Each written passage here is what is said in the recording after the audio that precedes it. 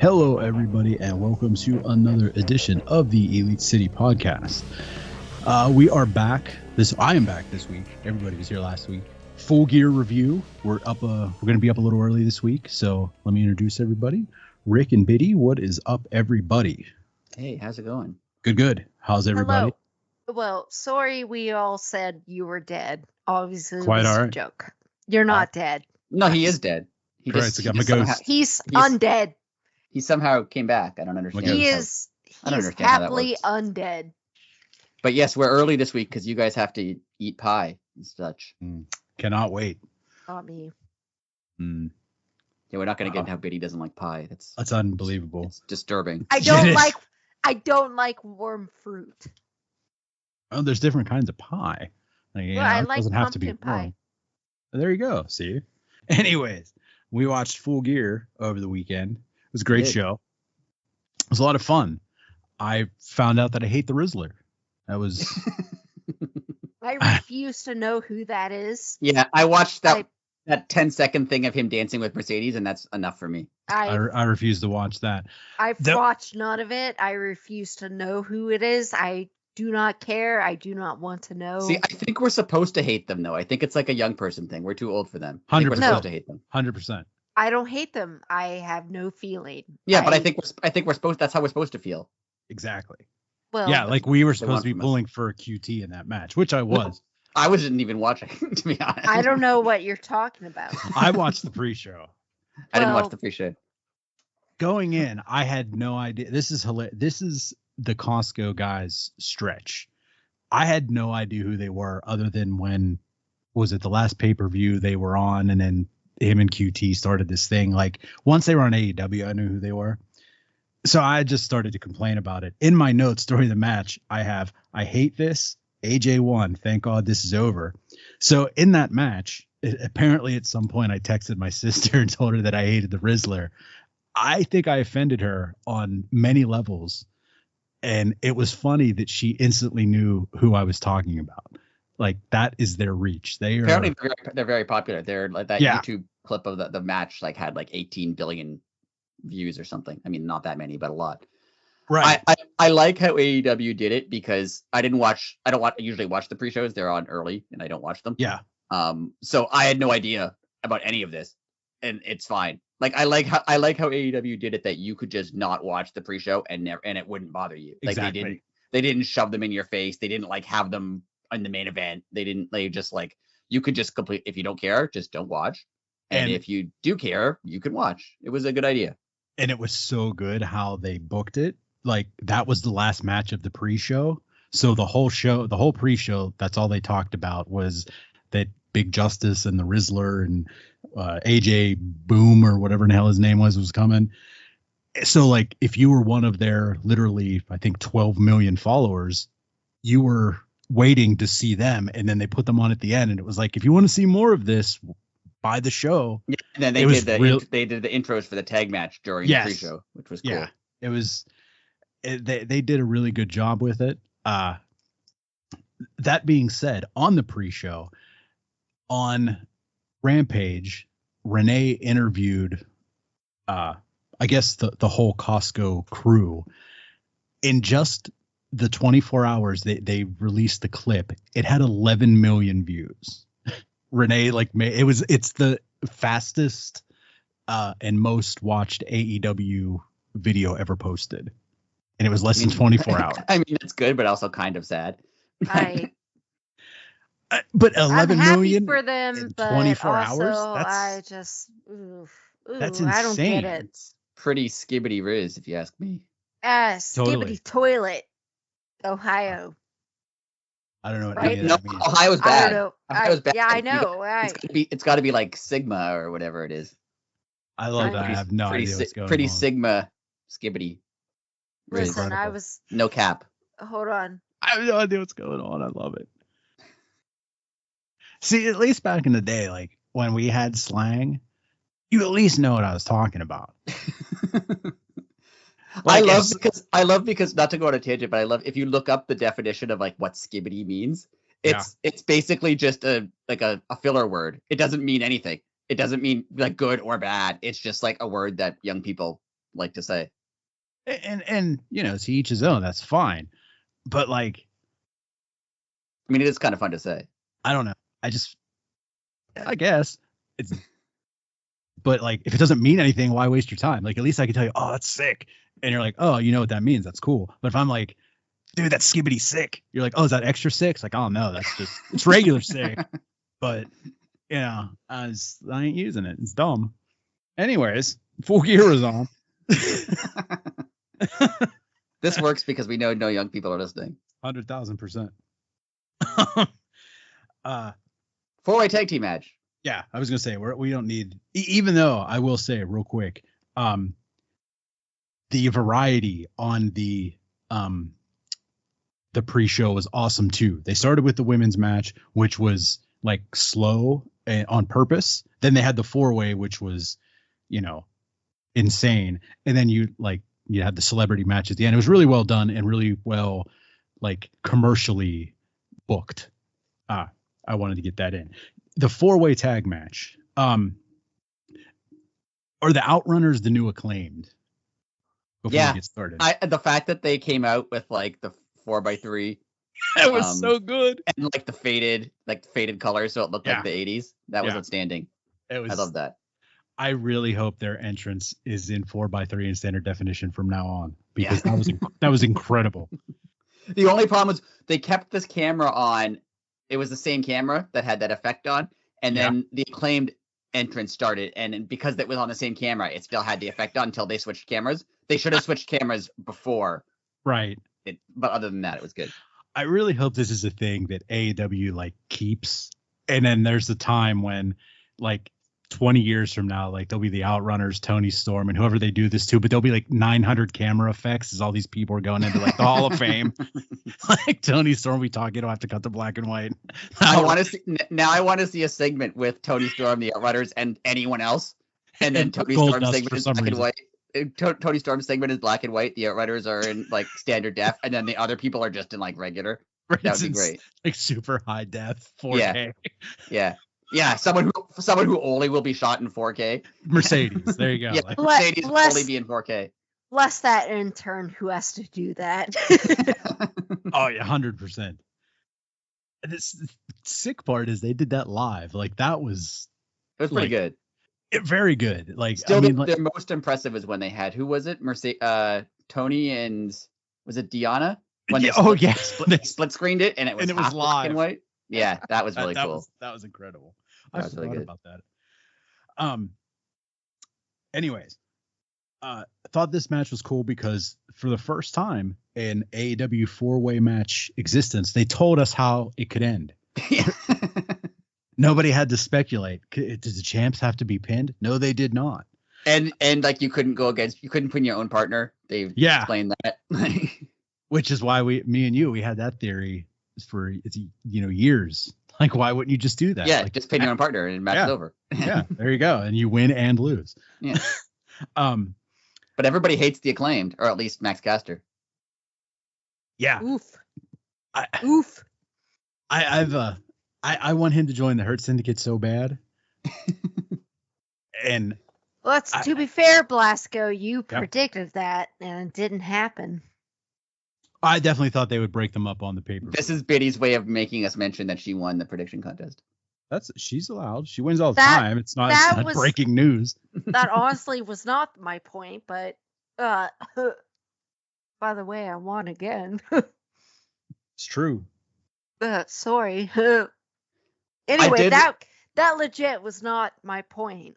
It was Blasco was indisposed last week, and he still left us, and I made sure to put those on the podcast. She did. You're welcome. The rest of us forgot. She did a good job. All good. You're welcome. But yeah, you said you thought Max was going to turn then, and he didn't. So I thought he was going to turn the other way. I did. I thought that Bowens was going to turn on Max, and it'd be that's neither still turn. Fun. Swerve. Neither turn. I also want to say I did like that Private Party got their shot song back. I like that. Yes. It's much better. It's a good entrance song. 100% agreed. The other song is a better song, but as far as wrestling entrances go, the whole shots, it's like Thunder Rosa's song. Should have never changed it. The crowd automatically knows what to do. That was a terrible decision. Yeah. Crowd knows what to do. They had the crowd doing the whole like hand waving shots thing. Yeah. That was a good call. Yeah, if you have a theme that the audience like chants with, you should never get rid of that theme unless you're like turning heel and don't want them chanting with you. Yeah, 100%. Private Party won, even though the Kings of the Black Throne pretty much dominated the whole first part of the match, which I thought was odd.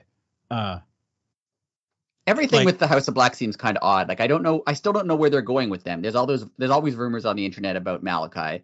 Yeah. And then whether he's hurt and or leaving the company. Right.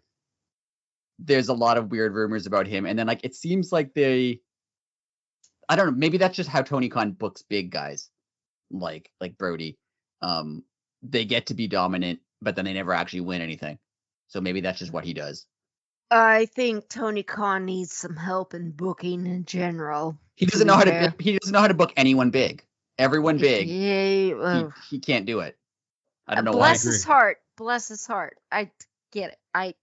He's done a great job, but you know what? AEW is at a point where he needs help. And if he doesn't take the help, it's going to crash and burn. You sounded like you're threatening him. Like if he doesn't take the help, I'm going to make him take the help. Well, you know what? I wish I could. Little dork. Yeah, it's definitely not going to crash and burn. No, but I just... They won't pull anybody new in, but I don't know if that matters. See, anymore. I'm gonna take this opportunity to go into the rant that I plan to make, and I was planning on doing it when Danny Garcia came out, but I'm going to do it now. Danny Garcia later on in the show came out with a Restore the Feeling shirt, and as much as I'm annoyed about the AEW is always the main character in stories, I get it because people love the company, and fine, it should be fine. I don't like it, but I get why it's there. I hate this Restore the Feeling stuff, and that everybody comes out and goes, AEW sucks these days. Mox is coming out and going, AEW, I hate what AEW is. Like, don't constantly tell the audience that your company sucks. Right. Like, I agree. That's not a good idea. You can't every week come out and go, by the way, I know we used to be good. We suck now. We're getting better. Why tell everyone that you suck? I don't think it ever sucked. That's the thing.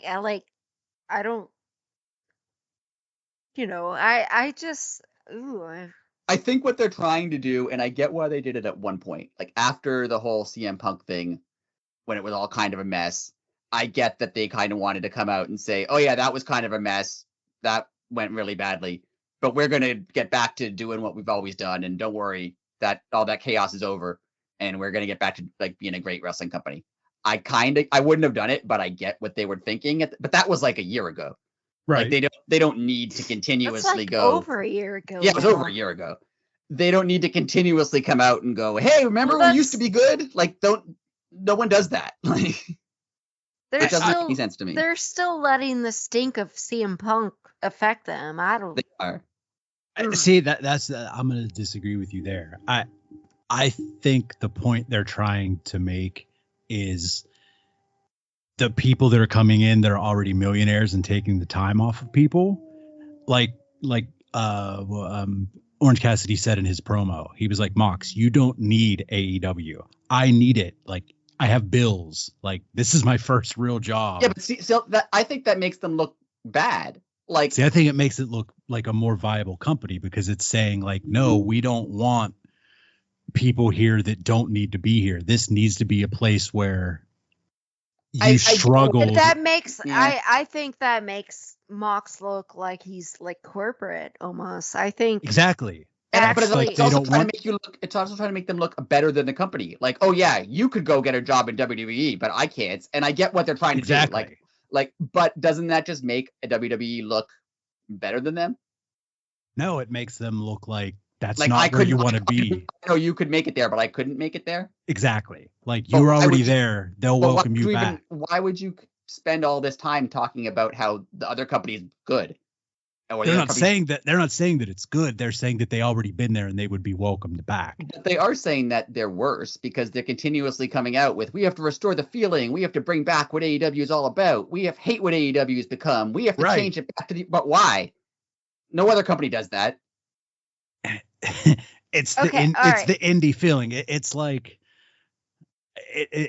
a band that would refuse to get signed. I get that they're trying to be like the cool indie thing, and like I get it, but not even the cool indie thing. Like the place that you're accepted no matter who you are. Right. Like that's like the whole restore the feeling of, you're not going to restore the feeling, because the feeling of AEW, the reason it was so cool is because it was brand new and no one thought this was possible, and possible. You can't do that again. It's over. Like constantly talking about, remember we were cool and new. Like that's done. Just do other things. Talk about how you're like, I like we're the best wrestle as a tagline. That works because that's promoting what they do well. But it would be like an indie band that got signed, like when Green Day got signed in like the 90s or whatever and had a huge album. If they came out every show and was like, remember our album before we got big? Wasn't that a good album? We're going to play more like that. They're not going to do that every week. That would get stupid. That's why I refuse to listen to everything after this second album. Oh my God, don't get into that. But I'm just saying, if they came out on stage and was like, we're going to play American Idiot now, but remember our album from 10 years ago? We're going to go back to that. Like, people would be like, why are you talking about that? We are here to see American Idiot. Like, what are you doing? And I would have said, play something off Kerplunk. But if you're watching AEW going, I wish it was, I had a great I wish it was more like 2019. Well, you can watch 2019 AEW if you want. That's available. You don't have to go, I wish 2024 AEW was just like that. Well, it's not like that. It's not going to be like that. There's different wrestlers in it right now. Exactly. And stop talking about it. Just, you don't have to come out every week and tell us how you're not as good as you used to be, is what I'm trying to say. Yeah, but I mean, that's where I'll disagree with I don't think that's what they're trying to say. But if someone's saying restore the feeling of 5 years ago, if I came out right now and was like, we're going to try to make this podcast more like it was 3 years ago, doesn't that by default mean it's not good now? No, it just means you're just going back to doing what you used to do. But then why did you waste the other 3 years? Because you tried something different. You did something that wasn't that. But I don't think they're going back to that. You can't go back to that. It's impossible. No, it is impossible. I agree with you there. But I don't think they're trying to demean themselves. I don't know. I just think you don't need another angle of, like, how many times did they play Mox going, I hate what AEW is? I'm like, you don't need to talk about how WWE did this all the time. They had the whole thing of like, the company's bad. And if you're right, but like, I hate that. Why would you tell everyone that your company's bad? I don't understand. Well, that was the one thing that WWE came up with on their own that actually worked. So they couldn't stop that. And they did it 50 times. Oh, exactly. Because, I mean, who was running the ship? He did one thing and that was gold. I don't know. I just feel like they have to focus on themselves as they are now in soon to be 2025 and not be like, we're going to recapture the feeling of 2019. You won't and you can't, and move on. Do something better. Because they're good now. The show is not bad. If the show was bad, if the show was bad, I would understand them doing that constantly. Yeah. To be like, I don't know. I know you don't like going back to a band. I know you didn't like our last album, but we're going to go back to what we did 3 albums ago.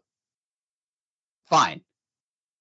But the show is good now. Like, I've entertained by it all the time. Why are you telling me that it should be like 2019? I don't want it to be like, I want it to be like 2024 because that's what year it is.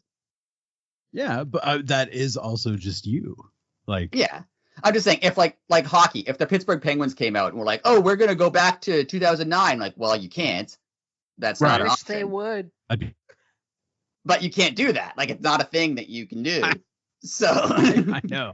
All right, so let's not talk about the Penguins. Womp womp. So, MJF versus Roddy Strong.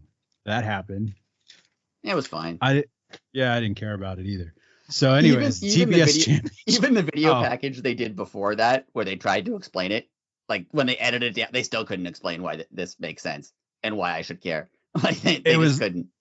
It was dumb. It should have been a 3-way dance, and then it should have been Cole turning on Strong. Yeah, it should have either been involved Adam Cole somehow, or they shouldn't have done it at all. Yeah. Yeah. They're a bit misguided right now. You know, if it was 2019, they wouldn't have done that. 100% they wouldn't have. Oh my God. But the whole thing was MJF has to be on TV every once in a while, which I think is dumb, but it just proves that he's unneeded now. I think his problem is he's the same. His problem is he's acting like it's 2019. He's the exact same guy that he was. He's before. not growing. He's not. Well, he's never going to change. He's going to be that when he's 70 same. years old.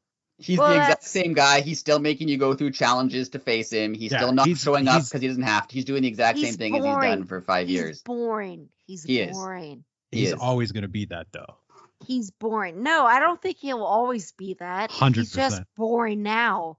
No, he got better. He got better in that feud with CM Punk. He was really good. He had a personality that was different. In the initial thing with Adam Cole, when they started the bro thing, he had a different his character was evolving. He was changing into something. Yeah, and then it now reset. he just went right. Now he just reset to like, oh yeah, I'm gonna be MJF again. It's right. I get why they're doing it because he tried to change and Adam Cole screwed him. So now he's reverting back to his old self, but it's not interesting and I don't care about it. It's boring. It's boring. Anyway, Mercedes, that was a good match. Well, was that next? Yes, it was. Yeah. Excuse me. Statlander versus Mercedes. I love this match. It was such a good match. Great match. Possibly the best women's match in AEW this year. I'll agree to that. And I'm going to say Nigel had, if this doesn't end up on a t-shirt, she needs to do this. Did you notice Nigel called her the defeater of the undefeated? Yeah. I mean, cool. I know she lost, but that's a t-shirt. I almost knocked my mic down. Stats had a great year. And totally. That both of them needed this. Mercedes needed a big match because she's been doing well, but she hasn't been doing what everyone thought Mercedes was going to do. And and Kris had that weird where she was a heel and then suddenly became a face. Like that was awkward. So they both kind of needed they both kind of needed like just a really good match to show that like they're just really good wrestlers. And it was great. I love this match. They crushed it. They did. Totally crushed it. Excellent match. Well, I know everyone's gonna get mad. I haven't watched Full Gear. My life's been busy, but it's 4. I've looked up everything, and from what I've seen is this is one of the best matches of the night. So, which to be fair, in my prediction last week, I said I think this might be one of the best matches of the year, and I was right. So, you're welcome. But I loved it. I thought it was really good. I'm glad I'm glad I called that, but I will watch it. I was surprised that Mercedes won. I called Kris. Yeah, I wasn't surprised that Mercedes won because I thought that she needs a bit more.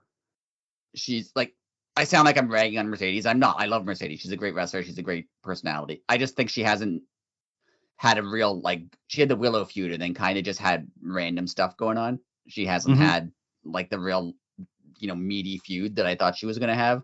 So I didn't think they would take it off of her until she gets that. Well, from what I've seen with all the weird shit that comes through my Facebook, it was a lot of those weird, dirt rags that come through. It was like, oh shit, this is why they signed Mercedes. This was a sick match.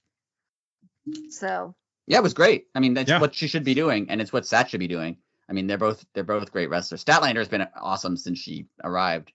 So totally, I'm happy for both of them. That's been amazing. Yeah, and she's got braces on both knees, and she's still killing it. She actually wasn't wearing the braces. This is the first time I noticed she wasn't wearing the braces this time. Really? Yeah. Nigel brought that up. And I forget why. Because Mercedes was going after her knee. No, like he said why she. I don't know why she stopped. Yeah. It's gonna kill. I'll have to go back and watch it. Well, no, I was gonna say I'll let you know next week, but I 100% won't. I'll text you guys whenever I'll go back and watch it. I can't remember if she's been doing physical therapy or if she hired like a uber specific personal trainer for like knees. Okay. He said something, and he even said, if you notice, she's not wearing her braces. Yeah. Sorry. And I did jump in and then forget the reason for. As someone who has recently broke their ankle yet again and is wearing a brace, like, woo, bless her. Yeah. I thought this was the match of the night until a couple of matches later. Agreed. And which match is that? Well, we'll get to it. Yeah. No, that's your segue. But that's not the next match. It's not. It wasn't the following match. The next match was Hangman versus Jay White. Oh, okay. Fair. This was your like physical, let's just beat each other up and have a beer backstage after the match type match. Yeah, and it was a good match to be in between the two matches. It was in between. Yeah. It was very different, and it was a good match. I mean, it was hard to follow the Mercedes stat match because that match was, and the crowd kind of was worked up from that, and then like this wasn't bad, but in comparison. And this is Hangman has like, I don't want to say he's like the perfect AEW wrestler, but Hangman can have a match where he's jumping off the top rope into the third row, or I mean, this was basically just like a New Japan style. I'm gonna say Hangman probably is the perfect AEW wrestler. Now that I said he probably is, because I mean, like, yeah, you could put him in any situation, and he excels. Like you said, this was a hard place for a match between Ospreay and Fletcher and the TBS Championship match. Like, you had to be different because you knew Ospreay and Fletcher were going to be flying everywhere. And you knew that Statlander and Mercedes they were going to bring it. So you had to do something different. And they went slow. And it was just a calculated, physical, I'm going to chop the hell out of you match. I enjoyed it. It was good. And I liked the ending. I saw the internet was not happy with the. Shocking. Right. I was happy that it was a win out of nowhere, that there wasn't blatant shenanigans. Yeah, I liked it. And it established Jay White a little bit, like that he is a threat. He doesn't need to cheat constantly. He doesn't need shenanigans to win a match. Like, he can win a match. And that's, I think, what it needed to show. Yeah. Yeah. Like, we always talk about, pro wrestling being compared to MMA. And now, granted, there's never going to be a All In or a WrestleMania where the main event lasts 5 seconds. Just not going to happen. Now that can happen in the UFC. Right. But like a match like this, that was the perfect time to throw hey, I'm just going to put you in a small package, roll you up, and you're going to look real surprised because I'm going to win. Like, and that does happen. It works for Hangman's story too, because now he can go extra nuts about it. Right. So that was really well done, and it was a fun match. Yeah. Now, even more fun was Will Ospreay and Kyle Fletcher. This was outstanding. Outstanding. My first note was wow. I couldn't even tell you what happened. I just wrote the word wow. Yeah, I can't name like specific stuff, but it was a ride, this match. This was. Oh, I have a specific. The brain buster on the buckle. Let's talk about first off, the trust. Like, I understand they're best friends and they're this, that, and the other, but you're literally putting all your trust in that man's knees, because if they give out and like he blows his knee out, you're breaking your neck. Like, that was not because they did that and it wasn't the craziest thing they did in the match. That's also true. And you also knew that wasn't gonna be. Yeah. You knew those two were gonna go. Oh yeah. They balls to the wall. I love that Fletcher won. Yes. It wasn't a squash, but it wasn't a squash by any means. It was a long match, but it clearly established Fletcher as, in the course of that match, like he was better than Will Ospreay. He had a better match. Like, and I think that's what it needed to do. And he tombstoned him onto stairs from the ring apron, which is insane. Gnarly. Again, a lot of trust in your friend, and a lot of falling on your metal on your knees. On your knees, like yeah. Whenever that happened, I was thinking like, like sometimes it's just like I'm in the shower and my knee just like decides to like hurt real bad. Like let alone jump off something onto diamond plate. Yeah. Listen, they're so much younger than all of us. Bless their hearts. I mean, if you told me when I was 28 or however old they are, like I still couldn't do that. I broke my back at 27, so. Well, I broke my ankle at like 26, but still, I was like, yeah, I could do that shit, no problem. Yeah, but you couldn't have. You would have died too. Hondo. You'd be surprised. But yeah, this match ruled. I loved it. It was outstanding. I loved how it positioned Kyle Fletcher. I love how, I mean, Will Ospreay's kind of at the point where like beating him matters to the other person, but it's not like now Will Ospreay's not over. Like he's going to be over anyway. Yeah, 100%. So. TNT title. You forgot about Mariah May and Mina. That was dumb. But if you want to talk about it, we can. I loved it. I thought that was great. Really? Oh, yeah. Go. Well, I didn't even write it down. I love the shooting of that. How when Mina turned around, you just saw Mariah with the bottle for like a second before, and everyone was like, "Oh no!" Like you knew it was going to happen. I thought it was great. Listen, Mina kicked that bottle out of her hand in a very high heel. Yeah, it was impressive. She hit it perfectly. That was awesome. Like that's hard to do as a woman who has worn high heels. You guys don't understand. That was amazing. I do think that this will eventually lead to Toni Storm coming back too, and I want it. I like this angle. Mariah May needed to do something. Like I said last week, that she's been having great matches, but she has like the highlight of her title reign was turning on Toni Storm, and that was before she was champion. So she needed something else to do, and this was fun. I liked it. I didn't expect this to happen. I thought Toni Storm was going to show up and do something. I didn't think that Mariah was going to try to turn on Mina, and not only Mariah was going to try to turn on Mina, but Mina was going to stop her before she did. I thought that was fun. And see, now that you say that, like I think I was upset that Toni wasn't there because that's what I wanted to happen. Maybe that's why I thought it was dumb. It was just a child. No, I liked it. I thought it was good. Okay. I thought it was great. Now on to the TNT title, where they restored the feeling. It was awesome. It was a good match. Feeling was restored. This was a Daniel Garcia match, 101. Very slow start, very technical wrestling. And I give Jack Perry credit here. Jack obviously worked on his ground game because like Daniel, like you don't mess with him. He's like a solid chain wrestler, and Perry looked very good in this match. Jack Perry's had a great year. He's done out of everyone he's the only one who came out of that whole CM Punk nonsense looking good, and he's done a great job. True. Yeah, and he was the main culprit too, but he's done great. I like Jack Perry.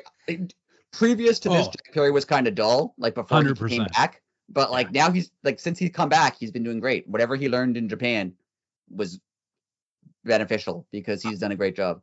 I'm glad you brought that up. I'm glad AEW as a company is smart enough to use New Japan, like what they did for Jack Perry, what they did for Anna Jay. Like Anna Jay is a different machine right now.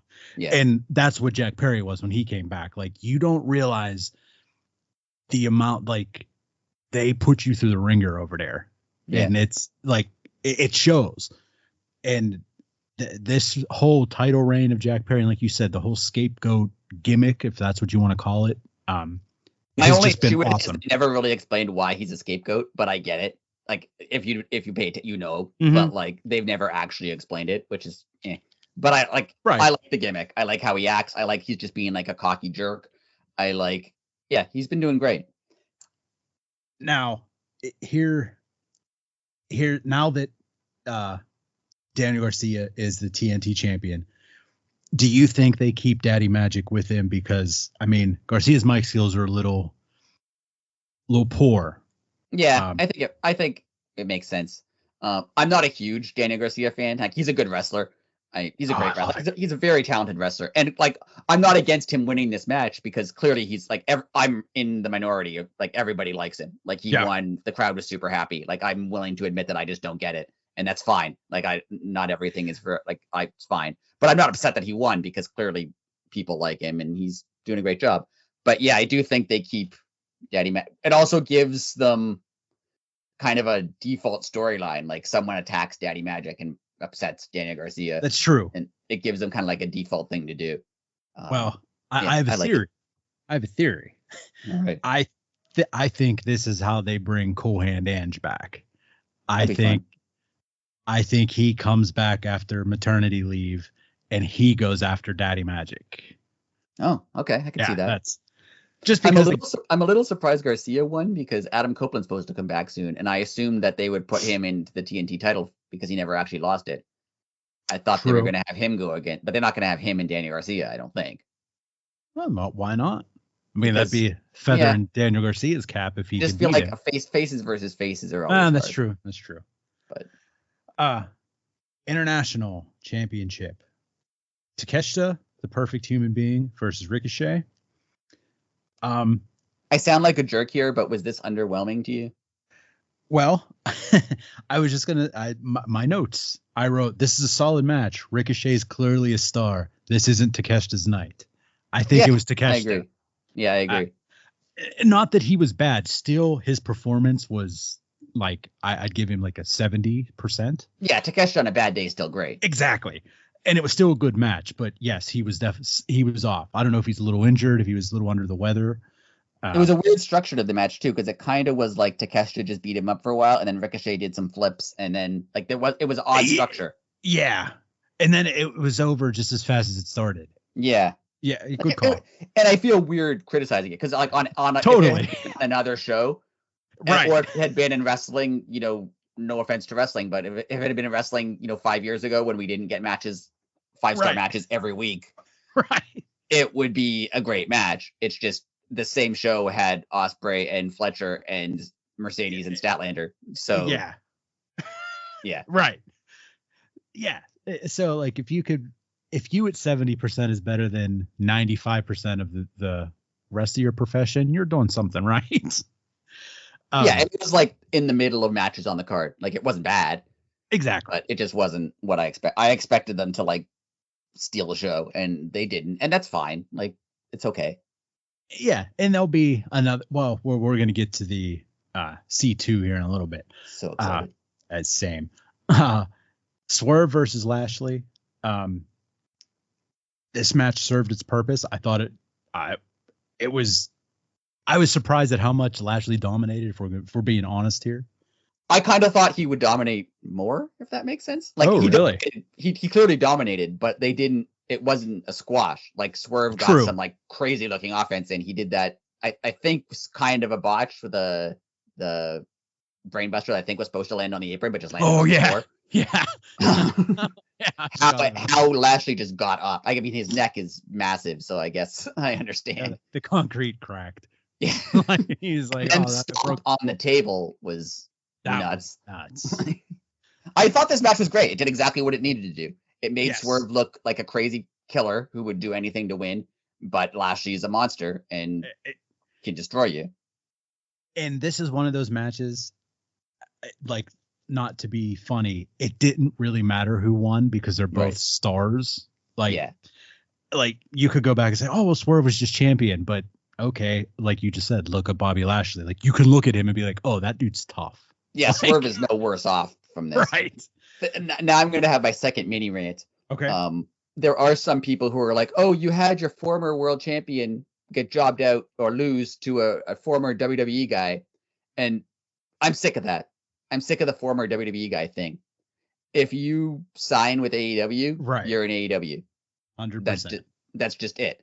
Like the fact that you worked somewhere else, like Swerve is a former WWE guy technically, right? But like if you either got released or left and you signed with AEW and you're wrestling in AEW and you want to be, you're just as AEW as someone who's been there since the first show. 100%. I'm annoyed at the whole, but he's an original. I get why people have pride in that, because you like to watch someone from the beginning and watch them grow and watch them develop and become who they are now. You like that the company gave them an opportunity. Like I get all that, but I don't care. I said this, and I know it's a Punk. We said it when Punk was around, so it's kind of tainted because Punk destroyed everything.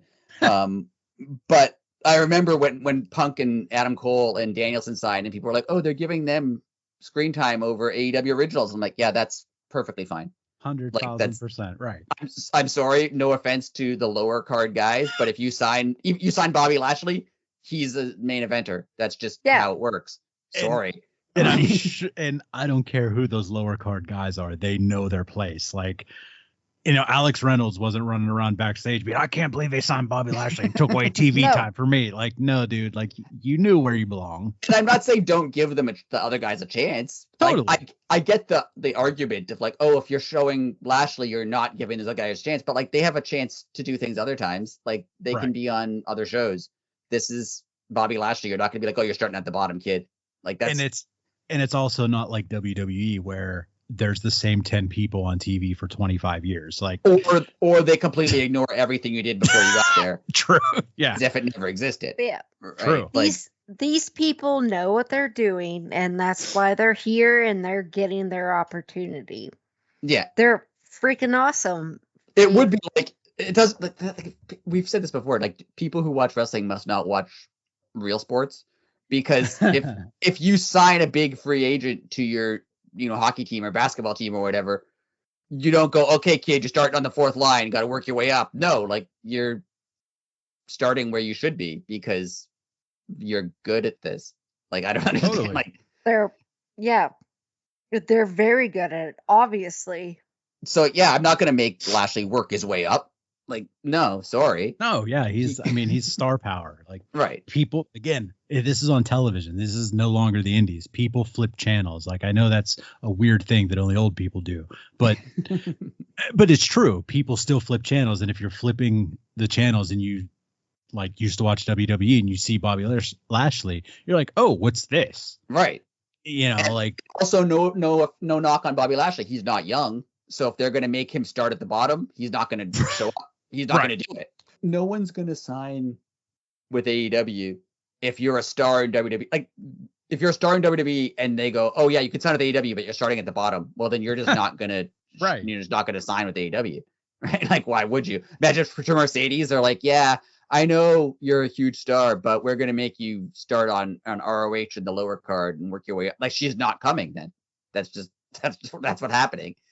Like, everyone blamed WWE for that for years, and rightfully so, when they would sign Sting and be like, yeah, you're a big name, but you're not a big name here, pal. You're going to lose. Like, that's stupid. Don't do that.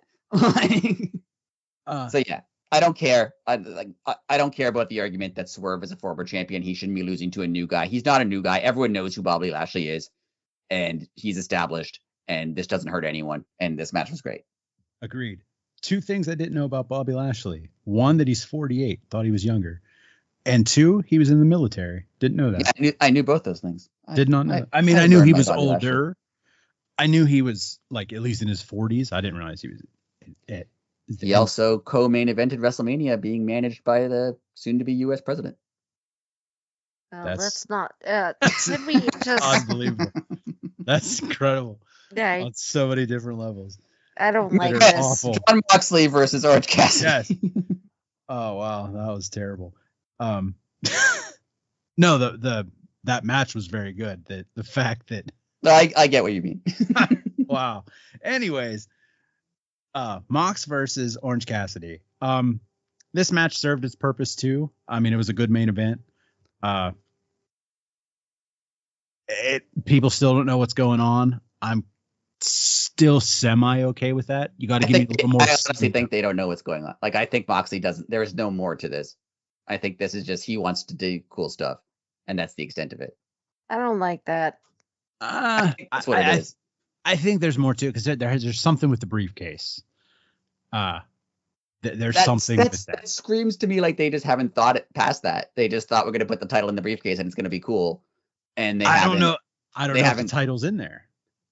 I mean, they kind of established that it was. I mean, they said that it was, but I don't know. That's the most intriguing part. I thought the match was better than I expected to be. I thought it was going to be 20 minutes of Orange Cassidy getting beaten up and bleeding everywhere. And it wasn't. Like, they actually had a match. Yeah. And I like John Moxley as a character and a wrestler. A lot of John Moxley's matches I don't like because it really is just 20 minutes of him just like beating someone up. And that I don't need to see that every single week. Like it's the same thing all the time. But I liked the match. I thought this match was good. I liked that they made Orange seem like a threat to him. Yeah. I thought that was good because Moxley's biggest flaw is he's super overpowered and he could destroy everybody. So the fact that they made it seemed like it was possible. Like I forget, it was near the end when all the guys came out, the conglomeration, everybody came out, and even the sides, and then Cassidy rolled, like, I forget what movie hit him with, and then went for the pin. I thought there was a chance that Orange was going to win. Agreed. And that's great because going into the match, I thought there was zero chance that Orange was going to win. So they did a good job. Yeah, I totally agree. It was what it was. It was a good main event. But all in all, the show was good. What did you think about the post-match stuff? Some people, it's divisive. Some people liked it. Some people didn't. I thought it was fun. Like, I don't know. I'm trying to think of how it totally ended. With Christian coming out. Well, first Hangman came out, which I thought was really interesting because why is he there? And then it was when he first came out, you thought, oh, is he here to like, side with AEW because he's always been the conscience of AEW or whatever, the main character of AEW. But then Christian came out, and you're like, oh, he's teaming up with Christian. Yeah. But then they had that moment where Christian was like, no, give me back the contract. I'll give you the first shot. And Hangman was kind of like, I don't know if I want to do that. So are they really together? I don't know. And then before you even had a time to think about that, Jay White came out and attacked Jay them. White came out. And Willow came out. Yeah. Which I loved because finally someone's going to stand up to Marina. Marina's been beating people up for months now, and not a single women's wrestler has decided to do anything about it. So I'm glad that Willow did it. I liked the ending. It did two things. It made you ask some questions. Why is Hangman there? Is he with Christian? What's going on? And it added some big names to the feud. The problem with this Death Riders versus everybody else feud is because it was kind of the Death Riders versus Orange Cassidy and Darby, and then like a bunch of miscellaneous, right? No offense to any of them, but they're not at the level of Mox or Claudio, or like they're not. So it was always kind of like, oh, if these guys are trying to destroy AEW and hate AEW, why do only two main guys care? That's true. I never thought. Yeah. But now they brought in Hangman, they brought in Jay White, they brought in Chris. Now you're like, okay, yeah, other guys. That makes now there's like a group that can go against them, or a group that at least involved in it. Like, I want to know what Hangman's thinking. What does Hangman think of any of this? I have no idea. I want to know. Tomorrow's going to be good.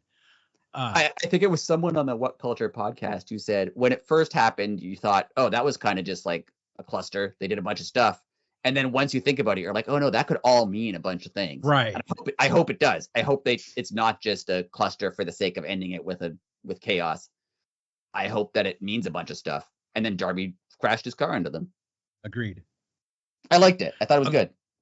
Okay, let's talk about that real quick. The people on the internet flipping out that Darby actually crashed the car. First off, he was guaranteed in some sort of like racing harness, and like it wasn't just like the car looked normal, but the seat was not normal. Oh yeah, and I'm sure the car was like had a roll cage in it or something. Yeah, and definitely had a helmet on and all that. Like if you notice, like he didn't just jump out right away. There was like a 2-second delay. Yeah. And they were like, oh, his head was bleeding. He probably hit it off the steering wheel. Like, no, like first off, like they wouldn't have let that air on television. Like you just can't crash a car into another car with no safety precautions and chill out, people. Like, yes, Darby is crazy, but he wouldn't be like, all right, cut the seatbelts out of this car. Like, if I'm doing it right. Like, no, like, I did like how he couldn't really get on top of the truck though. That was fun. Like, because the bumper fell off. Yeah, so he had nothing to stand on to climb up. Yeah, that was good. That was fun. Speaking of fun, the Continental Classic starts. Excited. I know. Starts tomorrow night, and this is how we're gonna end our show with a little C2 preview. I did my homework this afternoon. All right. And well, first and foremost, let's tell you who's going to be in which league, and we'll go over week one. And then I have some of these matches that are going to happen during this month is going to be nuts. Yeah. The Blue League, we have Kazuchika Okada, who is the Continental Champion. Kyle Fletcher, Daniel Garcia, Mark Briscoe, Shelton Benjamin, and the Beast Mortos. I love that they included Mortos. That was cool. Totally. Mortos could be a dark horse in this. Yeah. And just the Blue League. These are matches that are going to be on free television. We're going to have Okada versus Mortos, Okada versus Fletcher, Fletcher versus Shelton Benjamin, Briscoe, Garcia, Garcia Okada, Benjamin Briscoe, and Fletcher and Garcia. That's not all the matches. Those are just the ones that like I was like, oh, this is going to be incredible. Oh my God, this one's going to be better. What I love about the C2 is any week AEW, or to be fair, WWE could put on a great match. Like you can find two guys who can have a great match. Totally. You can put them in there, and like you can find you can pick any two guys on the AEW roster and they can have a great match. Like that's, or you can put on a dream match. You can put in, two all-stars and they could do that any week they wanted. I like that not only does the C2 mean we get a whole ton of those matches where it's just two guys who can have but like all of this means something. It's not just a random match between two guys. Like, yes, you could have Okada versus Daniel Garcia on any show ever, but you could do it in this and suddenly it means so much more. Right. And that's just the Blue League. We have the Gold League, which it kind of bothered me that the champion was in the Blue League, and I don't know why. Like, I just figured he has gold. He should be in. I get it. I don't. It bothered me. Anyways, the Gold League is Darby Allin, Claudio Castagnoli, Will Ospreay, Ricochet, Brody King, and Juice Robinson. Now, some of these matches, poor Darby. I like because Juice is kind of like the dark horse here too. Like yes. He's not. Yeah. Darby versus Ospreay just jumped off the page instantly to me. Darby versus Ricochet. Ospreay versus Brody. I think that'd be fun. Yeah. This one versus Ospreay is gonna be really fun too. Who? Claudio and Ospreay. Oh yeah, that's on the list. That was my next one. This one I put on just to be funny. Juice versus Claudio has potential because Juice is just never serious, and Claudio has that odd, dry sense of humor. Yeah, he's got like a lame dad sense of humor. It's fun. They're gonna do something that it's gonna be entertaining. And then finally, Brody and Ricochet. Like, Brody could literally throw him into the 10th row. And this week they're doing Brody and Darby, which is always insane. Which he could throw Brody could throw Darby into like 12th row. Going into that's week one is Ricochet versus Claudio, Briscoe versus Benjamin, and Darby versus Brody, as you just said. And then on Collision, I don't know if you saw that, they announced the Collision matches. Oh no, I didn't see Okada versus Garcia. Oh wow. And Kyle Fletcher versus Beast Mortos. Wow. Yeah, I missed that. Now, I don't know if they're doing, because they mixed up the Blue League. There's a Blue League match on Dynamite, and I don't know if it's because they're taping Collision and Dynamite on the same night because of Thanksgiving. I don't know if they're always going to mix up the leagues or they're just doing it this time because they're all going to be there. I kind of liked them having one league on Collision and one league on Dynamite. Yeah, that is weird that they're doing it this way. But then again, like you said, maybe it's because they're just taping it. Yeah. Yeah. I'm going to have to start watching Collision again. I haven't watched Collision regularly in a while, and now I'm going to have to watch it every week. So good job, AEW. Right. I'm looking at the AEW website, which is getting better. Nice. Give it credit. I'm looking at the announced matches for tomorrow, and it's Dynamite and Collision. So the matches all announced are the ones we just named, and then Jericho versus Ishii, which I get it. I forgot about that one. Yeah, I forgot about it too. But you're gonna have on the same show Darby versus Brody King, Mark Briscoe versus Shelton Benjamin, Ricochet Claudio, Mortos Kyle Fletcher, Okada and Garcia, and somehow in there you're supposed to care about Jericho versus Ishii. Like, no offense to either of them, to be fair. Like, they're both fine wrestlers, but that's clearly when everyone goes to take a food break. 2,000%. So who's your pick? Who's your pick? Go ahead. You go first. Shelton Benjamin. To win the whole thing? Shelton Benjamin. Yeah, I could see that. Yep. I could see that because that would really establish him. Yeah. And I think that I think the Hurt Syndicate is going to be big news in 2025. So who does he go against in the final? Oh, we'll do. Who do I pick winning the Gold League? We'll do Benjamin Ospreay. Ooh, that'd be fun. I like that. Yeah. Benjamin Ospreay. Benjamin wins the whole thing. That'd be fun. I also think Ospreay from the Gold League, but from the Blue League, I'm picking Okada. I think he's gonna challenge, hold his title the whole time, retain. I think the finals is Ospreay versus Okada, and I think it for two reasons. One, Tony Khan can't have them in AEW and not have them wrestle because he has to. Two, they did that video package where they established Okada as like the best tournament wrestler of all time because of what he's done in Japan, and I think they want to be able to say he did it in AEW, so they're gonna. That's true. They're gonna do that, and yeah, just Tony Khan is a New Japan nerd, and if he can do Ospreay versus Okada to end his tournament, he's gonna do it. And I mean, it's at what's the name of that pay-per-view? World's End. World's End. Yeah. I mean, that's a pay-per-view headliner in itself. Yeah. You saw the thing I saw someone on Reddit point out is there's one fewer week in between the start of the Continental Classic and World's End this year. Like just how it worked out. Oh. And remember how last year they had like the two top scorers in the Gold League face each other and the two top scorers in the Blue League face each other, and then the winners faced each other? Yeah. I didn't like that. I just thought like the top scorer should just move on to the final. I kind of hope they do that this year. Just whoever has the most points at the end faces the winner of the other side.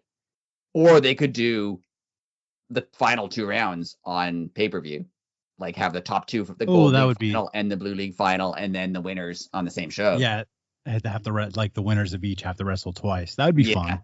That'd be fun. Because you could even do something like you could do that and have that like early, like either the first two matches of the night or even on the pre-show, right? And then have them like have the final be the main event, and then they could have have a few hours of rest in between. Yeah, that'd be really fun. That would. I mean, WWE used to do that the first couple of years of the King of the Ring tournament. They used to have the finals and the semifinals on the same show, and I like that because it kind of makes you go through. Like, it shows that the winner has like stamina in order to survive that. And there's always like the, you could have the dark horse make it, and then surprise some. Like they don't have to win the whole thing, but it's just someone being tired. And you could wrestle twice. He wrestled. He injured his knee earlier in the night. Right. So how's it? Yeah, that's fun. That'd be awesome if they did that. I love the C2. It's going to have so many opportunities for stories. It's going to have so many opportunities for rivalries coming out of it. That's the other thing. The whole restore the feeling thing. Once they did the C2 last year, if you say a feeling needs to be restored, it was restored. Good job. Yeah, that's true. You don't need to restore it anymore. They did it. Cool. I'm glad I said that out loud. One faux pas I think that they need to fix in next year's C2. All right. There needs to be a chance for somebody to become the Triple Crown champion. I think the New Japan Strong champion also needs to be in the tournament. The Ring of Honor champion doesn't need to be. But you need to have the Continental champion and at least the New Japan to give somebody a chance to win both belts. They don't have to win both belts. That'd be fun. Right. Because like, what are the chances that who'd I pick? Benjamin. Okay, Shelton Benjamin to win, and then like Shelton Benjamin, of course, he could go to Ring of Honor and win the championship, and then he could go to New Japan Strong and win the championship. But it's like, is he really going to do that? Probably not. But if you have the one of those two other championships in the tournament and somebody wins it during the tournament, you have a better chance of somebody becoming a Triple Crown. I don't know. Right. It's more special. Now, on that note, how do you feel about Daniel Garcia, the TNT champion, being in the tournament, but not the title's not on the line? That's fine. I'm okay with that. It's going to give, like, the TNT title has been on television and a major story since it's been invented. For it to just be like on the shelf for a month, I think is going to be good for it. Yeah, my only issue with it is last year Eddie was in the tournament, and in storyline he decided that he was going to defend his ROH title. True. And so why isn't Daniel Garcia doing the same thing? Like he's just deciding not to, which is fine. Like he doesn't have to, but Eddie did that because of what was it, Masawa? It was like Eddie's mentor, or not mentor, his idol growing up. Sorry, was a Triple Crown champion, so it gave them a chance to make. In character, doesn't it make sense for Daniel Garcia to want to do the same thing? Yeah, but that guy never held the TNT championship. Yeah, I know. That guy held the three. I could just see Daniel Garcia being like, "I want to be the best," and it's fine. I normally I wouldn't care that the title's not on the line. Like that's fine. Right. I just feel like because it's Daniel Garcia, if it had been anybody else, like Juice Robinson, I could see him being like, "No, I don't have to defend this. I'm not going to," and that makes perfect sense. Now, because it's Daniel Garcia, who's like an old school kind of wrestler. That being said, do they make him wrestle once outside of the tournament to defend it once within 30 days? That'd be fun. That would be fun. Yeah. Because then that could screw up his C2. Like they could have it like in story, like he got hurt defending the TNT title, but then had to go back into the C2 with like a bum ankle. Have a heel challenge him. Like he's just gone through a bunch of, like he's gone through a hard match on Dynamite, and then a heel comes out and was like, "Hey, you haven't defended that title in a while. I want you on Collision." And he's like, "Ugh.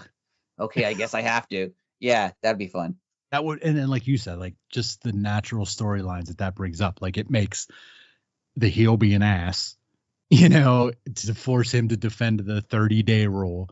Yeah, and I would like that. That'd be fun. That's a good idea. That would be, and then it messes with the tropes of wrestling stupidity rules, like where the 30-day thing only applies when you want it to apply. When people remember that the 30-day rule exists, like hey, it's like we should implement that.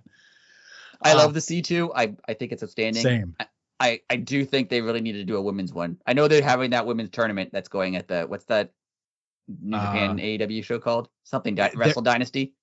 Yeah, their version of Forbidden Door. I like that they're doing that. Like that's cool. But I really hope next year there's a women's C2. Agreed. And I think this is them testing the waters to see. Not that saying that the women's C2 wouldn't do as good, but the fact that if you put that on a New Japan show, it's a little more of a hardcore fan base. Right. And they're going to see the numbers like, okay, if the hardcore fans are at least watching it, we could put that on pay-per-view and at least make this much money. Right. I know that sounds weird to say that they're only catering women's wrestling to the hardcore fan base, but unfortunately in the United States, the women I just think it would be great if they did it at like another time. They did it in like spring or something. Yeah. Like that would be fun. And does the women's world tournament, whatever it's called, does it start at that or does it end there? I think it ends there. Okay. So they have so there's going to be like a month of those matches too. Yeah. Okay, cool. See, they could do the reverse now that we're on that. If they're doing the women's tournament leading up to, the Japanese version of Forbidden Door, then do the same thing for the men's. Have the men's have a tournament leading up to the AEW version of Forbidden Door, and then have another pay-per-view where the women's C2 leads it up to it. Yeah, that'd be fun. That would be really cool, dude. Everyone says AEW does too many tournaments, and they do a lot of tournaments, but I love them all, and I think they do a great job. So, because tournaments were from back in the day, like. Growing up, watching WWF, like, I mean, there was always a tournament. Like, I love tournaments. Anyways, any final thoughts before we button up shop here, sir? I'm so excited for the C2. I love it. Same. I'm a big, I'm not a big, I don't know how to say it. I'm not I can't say I'm not a hardcore fan because I have a podcast about wrestling. Right. So I am. But I'm not like a work rate overall type guy, right? Like I like storylines, I like quote unquote sports entertainment. So this tournament is like the blend of everything. It's a blend of like hardcore fan. You just want to see great matches. You're gonna get great matches. You want to see great storylines. You're gonna get great storylines. You want to have everything mean something on the show. You're gonna have everything mean something. Like it's a great idea. I love that they do it. I'm so excited. And last year ruled. So this year's it can't not rule. Look who's in it. Totally. The bar is already set high from last year, but like you said, you put the caliber of talent in that they have. And if everybody has B matches, they're still match of the year candidates. At very worst, you have a month of just great matches. Yeah. Like at its worst, if it doesn't do anything else, at its very worst, you just have a month of like really good matches. Right. Yeah. Like, oh, damn it. What horrible thing. If it bombs, it's just really good instead of awesome. If it bombs, I only got like Okada versus Kyle Fletcher and Darby Allin versus Will Ospreay. Yeah. And, like, on free TV. Yeah. Outstanding stuff. I love it. All right. Well, on that note, we are at Elite City Pod on all social media. Check us out everywhere. We are new to we're not new to Blue Sky, but we've been using Blue Sky more. And a lot of interaction on there. So keep it coming. We usually send out for fan questions, but we're a little early this week. So yeah, we had a lot to talk about anyway. So yeah, we'll go back to your questions and probably next week. All to the Americans out there, happy Thanksgiving to everybody. Eat lots of pie, drink lots of beer, and watch lots of football. I don't think there's anything else to be more thankful for than those things. Football? Ew. Football on Thanksgiving? Come on, there's nothing more American than football on Thanksgiving. Ew. No, the hot dog eating thing they do on the 4th of July, that's the most American thing. Ew. Yeah, that is pretty. Joey Chestnut. It's disgusting, but it's the most American thing. Yeah. If there were guns involved, it would be like if at the end, after you ate all the hot dogs, then you had to like target shoot. Yeah. That would be awesome. Yeah. Yeah, that would be the most American thing. Hi, Biddy, you're back. Do you have any closing thoughts? No. Okay. Happy Thanksgiving, everybody. Eat lots of food and party hard. And we will see you next week. And until then, later.